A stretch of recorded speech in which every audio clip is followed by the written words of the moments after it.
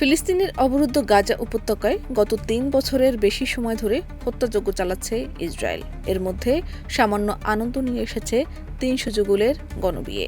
২৪ April সংযুক্ত আরব আমিরাতের সহায়তায় মধ্য গাজায় এ বিয়ের অনুষ্ঠান হয়। গালফ নিউজ জানায়, বিয়ের এই অনুষ্ঠানে উপস্থিত ছিলেন নবদম্পতিদের পরিবারের সদস্যরা, স্থানীয় নেতা এবং প্রতিনিধিরা।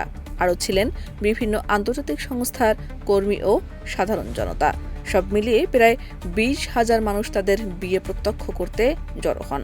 আমিরাতের গালান্ত 93 প্রোগ্রামের আওতায় এ আয়োজন করা হয়। মূলত যারা অর্থাভাবে বিয়ে করতে পারছিলেন না, তাদেরই বিয়ের ব্যবস্থা করা হয়। প্রতিবেদনে আরও বলা হয়, এই গণবিয়ের জন্য কয়েক হাজার বাসিন্দা আবেদন করেছিলেন। তাদের থেকে বাছাই করে ৩০০ যুগলকে নির্বাচন করা হয়।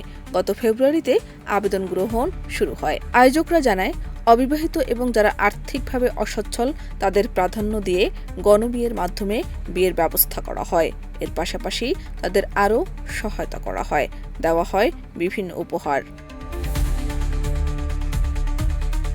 কোরআন তেলাওয়াতের মাধ্যমে এই আয়োজন শুরু হয়। এরপর একে একে পড়ানো হয় বিয়ে। এতে ফিলিস্তিনি সংস্কৃতিকে প্রাধান্য দেওয়া হয়। অনুষ্ঠানে আমিরাত ও ফিলিস্তিনের জাতীয় সঙ্গীতও বাজানো হয়।